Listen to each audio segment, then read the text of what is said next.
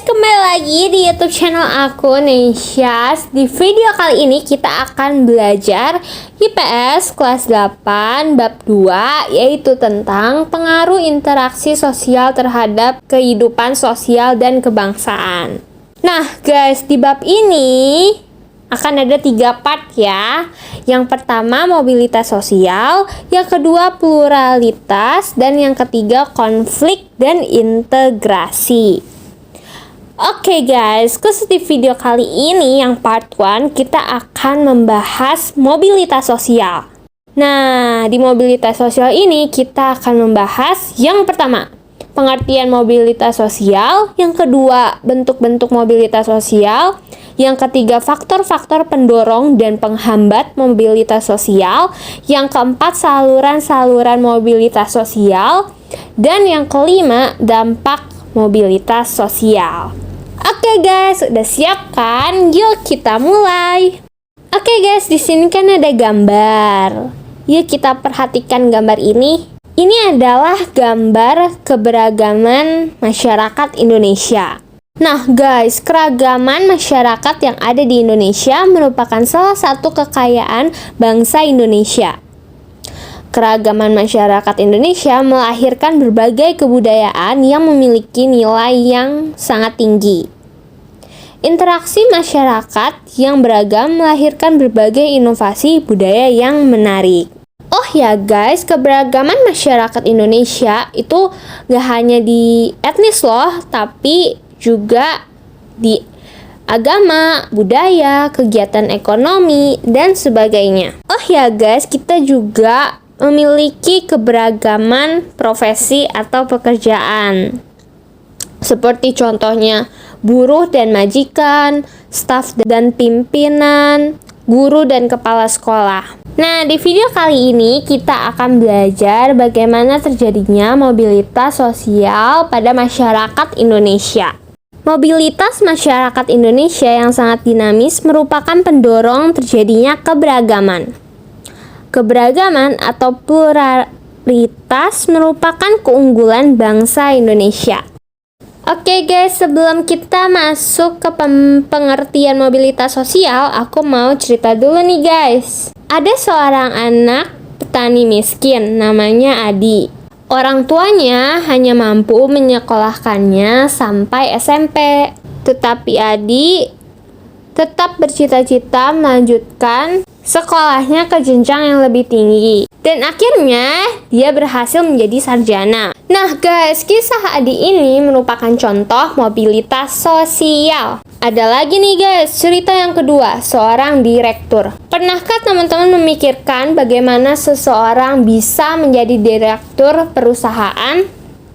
Apakah dari teman-teman ada yang bercita-cita menjadi direktur perusahaan? Ternyata dari karyawan biasa sampai direktur itu perlu perjuangan yang sangat tinggi. Seorang karyawan yang berprestasi sampai menduduki jabatan direktur adalah contoh mobilitas sosial.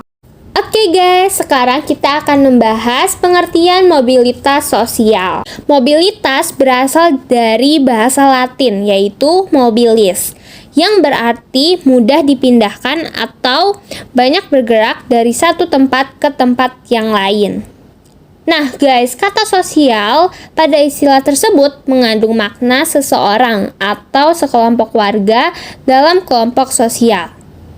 Mobilitas sosial adalah perpindahan posisi seseorang atau sekelompok orang dari lapisan yang satu ke lapisan yang lain. Nah, itu guys pengertian mobilitas sosial. Udah paham kan guys pengertiannya? Oke, kita lanjut ke bentuk-bentuk mobilitas sosial. Berdasarkan bentuknya, mobilitas sosial dibagi jadi mobilitas vertikal dan mobilitas sosial horizontal. Oke guys, ini contohnya dari yang Adi tadi ya. Dari anak petani miskin sampai berhasil sarjana, itu adalah contoh mobilitas sosial vertikal. Demikian juga dari karyawan biasa menjadi direktur merupakan contoh mobilitas sosial vertikal. Nah, kalau mobilitas sosial horizontal, contohnya itu ada Pak Zainal yang awalnya kepala sekolah di SMP 10, lalu dipindahkan menjadi kepala sekolah di SMP 5. Nah, walaupun pindah, tetapi tetap sama jabatannya, yaitu kepala sekolah. Itu dia contoh mobilitas sosial horizontal. Oke guys, kita akan masuk ke mobilitas vertikal ya. Mobilitas vertikal adalah perpindahan seseorang atau kelompok dari satu kedudukan sosial ke kedudukan sosial lain yang tidak sederajat, baik ke yang lebih tinggi, social climbing, maupun turun ke tingkat lebih rendah, social sinking. Nah, contoh direktur tadi itu kan dia dari bawah naik ya guys jabatannya, berarti itu contoh social climbing atau vertikal ke atas. Nah, kalau social sinking atau vertikal ke bawah, contohnya ketika orang udah kerja, terus tiba-tiba dia melanggar peraturan, lalu dipecat. Nah, jadinya kan dia pengangguran guys. Itu dia contoh social sinking. Oke guys, sudah hafal ya apa bedanya mobilitas vertikal ke atas dan vertikal ke bawah? Mudah banget kan? Nah guys, mobilitas vertikal ke atas atau social climbing adalah mobilitas sosial yang terjadi karena adanya peningkatan status atau kedudukan seseorang atau naiknya orang-orang berstatus sosial rendah ke status sosial lebih tinggi. Ingat cerita yang tadi aku udah ceritain kan guys, yang Adi itu dia dari anak petani miskin sampai sarjana adalah contoh mobilitas vertikal ke atas. Terus contoh lain itu yang tadi kita udah bahas guys, yang direktur itu dari karyawan biasa sampai menuju direktur, itu namanya mobilitas vertikal ke atas guys. Oke guys, sekarang kita masuk ke mobilitas vertikal ke bawah atau social sinking. Merupakan proses penurunan status atau kedudukan seseorang. Ya, sedih banget kan guys kalau sampai turun. Biasanya seseorang udah kerja, pensiun, itu namanya vertikal ke bawah. Atau contoh lainnya orang yang dipecat, jadinya kan pengangguran guys, itu namanya vertikal ke bawah. Nah guys, mobilitas horizontal adalah perpindahan status sosial seseorang atau sekelompok orang dalam lapisan sosial yang sama. Contohnya guys, Pak Zainal sebagai kepala sekolah SMP 10 dipindahkan menjadi kepala sekolah SMP 15. Oke guys, dari yang tadi kita pelajari, pelajaran berharga apa yang kita dapatkan? Ya, kehidupan itu ibarat roda yang berputar. Jika sedang berada di atas, jaga diri dengan baik, sebab semua keberhasilan adalah titipan atau amanah yang perlu dijaga. Tapi ingat juga guys, kalau kita lagi di bawah, lagi susah gitu, janganlah khawatir, karena semuanya itu bisa berubah. Kamu bisa mobilitas vertikal ke atas dengan perjuangan yang kamu lakukan. Oh ya guys, apa sih faktor-faktor pendorong mobilitas sosial dan apa sih faktor penghambat mobilitas sosial? Nah, kita bahas yang faktor pendorong dulu ya guys. Faktor pendorong mobilitas sosial adalah yang pertama faktor struktural, yang kedua faktor individu, yang ketiga faktor sosial, yang keempat faktor ekonomi, yang kelima faktor politik, dan yang terakhir faktor kemudahan dalam akses pendidikan. Dan faktor penghambat mobilitas sosial adalah kemiskinan dan diskriminasi. Yuk kita bahas lebih dalam satu persatu. Oke guys, faktor yang mendorong mobilitas sosial yang pertama adalah faktor struktural. Teman-teman masih ingat kan Presiden Republik Indonesia dari yang pertama sampai sekarang? Mereka berhasil mencapai status sosial yang paling tinggi berkat sistem demokrasi yang berlaku pada politik di Indonesia. Dengan sistem demokrasi, setiap warga negara Indonesia dapat mencapai status sosial berupa jabatan politik yang tinggi. Kedudukan yang tinggi bukan lagi didasarkan pada keturunan, tetapi pada kemampuan, hingga kemudian dipercaya menjadi pemimpin. Struktur masyarakat Indonesia sangat terbuka. Orang miskin dapat mengalami mobilitas sosial setinggi-tingginya, bahkan menjadi presiden loh guys. Apabila kalian merupakan anak dari keluarga yang kurang mampu, jangan berkecil hati. Karena banyak contoh tokoh Indonesia yang berasal dari keluarga miskin. Kalian tetap dapat mengejar cita-cita setinggi-tingginya. Karena mobilitas sosial masyarakat Indonesia bukan berdasarkan keturunan, melainkan prestasi. Memang keturunan memiliki peran penting dalam perjuangan mobilitas sosial. Anak orang kaya mudah untuk memperoleh modal usaha dibanding anak orang miskin. Namun, pada masa sekarang, banyak orang miskin yang menjadi kaya karena kegigihannya dalam berusaha. Demikian halnya banyak kasus orang kaya tiba-tiba miskin karena terlena dengan kekayaannya, lantas menjadi santai menjalani hidup. Oke guys, yang kedua, faktor individu. Setiap individu memiliki perbedaan dalam hal sikap, pengetahuan, dan keterampilan. Misalnya nih guys, ada dua orang yang sama-sama sarjana, tapi belum tentu loh guys mereka bisa mengalami mobilitas sosial ke atas. Semuanya tergantung pada ambisi dan komitmen masing-masing dari mereka. Oke guys, yang ketiga, faktor sosial. Setiap perjuangan diawali dari ketidakpuasan. Ketidakpuasan akan status sosial mendorong manusia untuk terus berjuang segigih-gigihnya. Contohnya nih guys, saat manusia dilahirkan, kan kita nggak bisa memilih status sosial seperti apa. Nah, apabila ia tidak puas dengan status sosial yang diwariskan oleh orang tuanya, dia dapat mencari kedudukannya sendiri di lapisan sosial yang lebih tinggi. Yang keempat, faktor ekonomi. Jadi ya guys, keadaan ekonomi itu dapat menjadi pendorong loh terjadinya mobilitas sosial.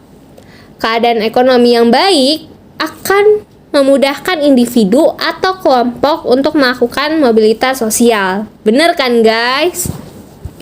Orang yang ekonominya baik akan lebih mudah untuk memperoleh modal, pendidikan, dan kesempatan. Sementara orang yang kekurangan ekonomi umumnya prioritas utamanya adalah pemenuhan kebutuhan primer. Itu deh guys, faktor ekonomi. Oke, kita lanjut ya guys ke faktor politik. Kondisi negara yang aman dan damai sehingga para pemimpin dapat menjalankan roda pembangunan dengan baik. Semua rakyat berperan aktif dalam pembangunan. Jadi guys, beda banget sama dahulu kala pada masa penjajahan. Pemerintah itu lebih memfokuskan pada keamanan negara dibandingkan meningkatkan perekonomian. Jadi jelas banget ini mempengaruhi mobilitas sosial warga negara. Oke, yang terakhir guys, faktor pendorong mobilitas sosial adalah kemudahan dalam akses pendidikan. Jika pendidikan berkualitas mudah didapat ya guys, tentunya mudah juga bagi orang untuk melakukan pergerakan atau mobilitas dengan berbekal ilmu yang diperolehnya.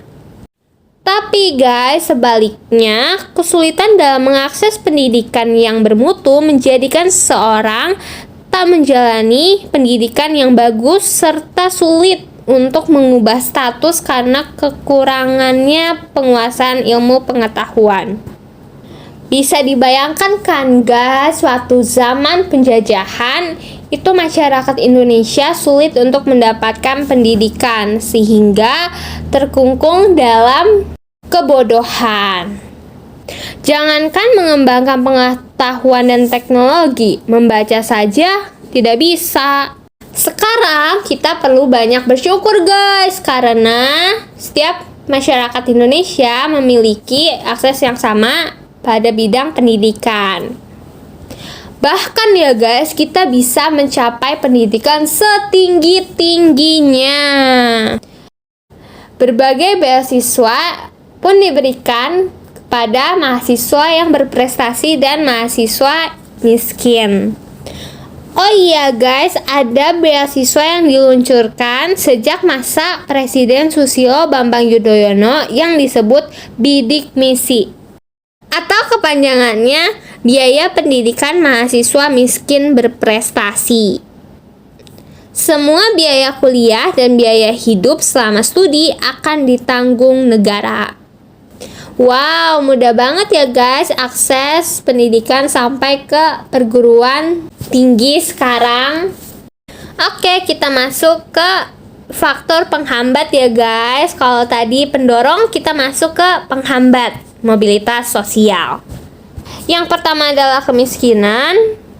Yang kedua adalah diskriminasi. Oh ya guys, faktor ekonomi dapat membatasi mobilitas sosial. Nah, bagi masyarakat miskin, mencapai status sosial tertentu merupakan hal yang sulit.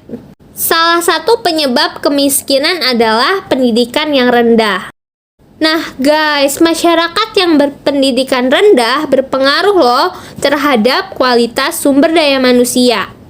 Nah, akibatnya tingkat kemudahan untuk mendapat pekerjaan pun terbatas. Yang kedua adalah diskriminasi. Diskriminasi berarti pembedaan perlakuan karena alasan perbedaan bangsa, suku, ras, agama, dan golongan. Pada masa penjajahan terjadi diskriminasi pemerintahan Hindia Belanda terhadap masyarakat keturunan Eropa dan masyarakat Indonesia. Dalam memperoleh pendidikan guys, masyarakat Indonesia disediakan sekolah yang kualitasnya berbeda dengan sekolah-sekolah untuk orang-orang Eropa. Nah, hal ini guys yang tentunya mempersulit mobilitas sosial rakyat Indonesia. Oke guys, kita masuk ke saluran-saluran mobilitas sosial. Bagaimana caranya agar mobilitas sosial terjadi? Yang pertama, lewat jalur pendidikan guys. Pendidikan merupakan saluran bagi mobilitas vertikal yang sering digunakan karena melalui pendidikan, orang dapat mengubah statusnya. Pendidikan memberikan kesempatan loh guys pada setiap orang untuk mendapatkan kedudukan yang lebih tinggi. Ingat kan guys cerita aku di awal, anak petani miskin bisa mencapai sarjana dan kehidupan lebih baik tentunya. Ini adalah saluran mobilitas sosial. Yang kedua guys, saluran mobilitas sosial bisa melalui organisasi politik. Seorang anggota partai politik yang profesional dan punya dedikasi tinggi kemungkinan besar akan cepat mendapatkan status yang semakin tinggi dalam partainya sampai akhirnya menjadi anggota Dewan Legislatif. Yang ketiga, organisasi ekonomi. Nah guys, organisasi yang bergerak itu antara lain dalam bidang perusahaan ataupun jasa, umumnya memberikan kesempatan seluas-luasnya bagi seseorang untuk mencapai mobilitas vertikal. Organisasi ekonomi itu antara lain koperasi dan badan usaha. Melalui organisasi koperasi, kesejahteraan anggota itu dapat diperjuangkan loh guys. Maka dari itu, keberhasilan perjuangan koperasi mencerminkan keberhasilan perjuangan anggota-anggotanya. Yang keempat adalah organisasi profesi. Nah guys, contoh organisasi profesi lainnya yang dapat dijadikan sebagai saluran mobilitas vertikal adalah Persatuan Guru Republik Indonesia atau singkatnya PGRI. Lalu ada juga guys Ikatan Dokter Indonesia yang disingkat IDI. Lalu guys, ada Himpunan Pengusaha Muda Indonesia atau disingkat HIPMI. Bagaimana organisasi profesi dapat menjadi sarana saluran mobilitas vertikal? Karena organisasi profesi merupakan himpunan orang-orang yang memiliki profesi yang sama, sehingga mereka akan lebih kompak dan kuat memperjuangkan profesinya guys. Oke guys, kita masuk ke yang terakhir, yaitu dampak mobilitas sosial. Apa sih dampak terjadinya mobilitas sosial? Apabila semua mobilitas sosial bersifat ke atas, social climbing, tentunya semua orang akan merasa senang. Akan tetapi guys, selalu ada 3 kemungkinan mobilitas sosial loh, yakni ke bawah, ke atas, dan ke samping. Nah, karena itulah guys, kalian perlu memahami bahwa dampak terjadinya mobilitas sosial bersifat positif dan negatif. Apa sih dampak positifnya terjadi mobilitas sosial? Yang pertama, mendorong seseorang untuk lebih maju. Nah, di zaman sekarang guys, terbukanya banyak kesempatan untuk merubah seseorang lebih maju. Yang kedua, mempercepat tingkat perubahan sosial. Artinya, keberhasilan mobilitas sosial di Indonesia berarti membuat orang Indonesia memiliki kedudukan terhormat guys. Penduduk yang berhasil melakukan mobilitas sosial guys biasanya akan memengaruhi teman-teman atau masyarakat lainnya loh. Yang ketiga, meningkatkan integrasi sosial. Terjadinya mobilitas sosial dalam suatu masyarakat dapat meningkatkan integrasi sosial. Contohnya nih guys, ia akan menyesuaikan diri dengan gaya hidup, nilai-nilai, dan norma-norma yang dianut oleh kelompok orang dengan status sosial yang baru, sehingga terciptanya integrasi sosial. Apa sih dampak negatif mobilitas sosial, guys? Yang pertama, terjadinya konflik. Mobilitas sosial merupakan salah satu perjuangan manusia dan kelompok sosial untuk mencapai posisi sosial yang semakin tinggi. Nah, dalam hal ini sangat wajar kalau kemudian timbul persaingan yang kerap juga memicu yang namanya konflik, guys. Dalam perjalanan kehidupan manusia, persaingan tidak dapat dihindarkan. Persaingan selalu muncul dengan berbagai kategorinya. Bahkan nih guys, persaingan itu bisa menjelma menjadi konflik. Persaingan ataupun konflik perlu disikapi dengan bijaksana. Benar banget kan guys? Nah, persaingan tidak dapat dihindarkan, tetapi persaingan yang tidak sehat akan menyebabkan yang namanya konflik. Karena itulah, setiap perubahan sosial hendaknya selalu dikelola dengan sikap yang positif. Dengan demikian guys, setiap individu ataupun kelompok sosial yang berhasil ataupun gagal nih dalam usaha melakukan mobilitas sosial ke atas, sama-sama ikhlas dalam menerima kenyataan. Dampak negatif yang kedua adalah gangguan psikologis. Orang yang memiliki jabatan kadang khawatir guys kalau kehilangan jabatan. Misalnya guys, ia udah bekerja lama, bertahun-tahun, terus pensiun. Nah, orang itu akan lebih mudah untuk gelisah.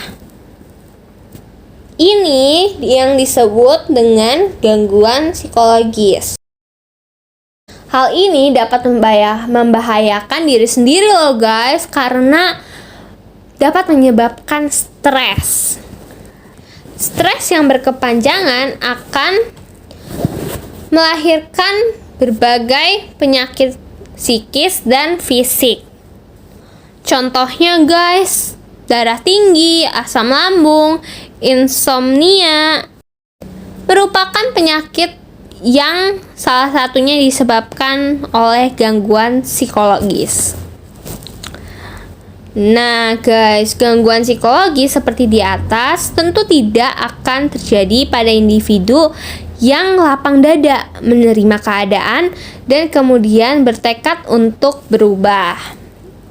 Kita masuk pada kesimpulan ya guys.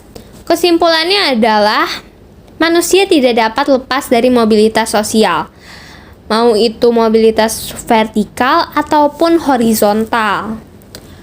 Dalam mobilitas sosial vertikal, manusia bisa mengalami mobilitas ke atas ataupun ke bawah. Mobilitas ke bawah tentu berusaha dihindari oleh manusia. Namun, seandainya terjadi, hendaknya manusia menerima dengan lapang dada dan berusaha bangkit kembali. Untuk melakukan mobilitas ke atas diperlukan perjuangan yang gigih, guys. Oh ya guys, buat kita nih yang para pelajar, pada saat kita belajar itu sebenarnya kita sedang melakukan upaya mobilitas sosial ke atas. Sekian pembahasan mobilitas sosial di part 1 guys, tentang mobilitas sosial ke atas, ke bawah, vertikal, horizontal. Dan di video selanjutnya kita akan membahas pluralitas. Terima kasih sudah menonton guys. Jangan lupa untuk di like, comment, share, and subscribe. And see you guys in the next video. Bye!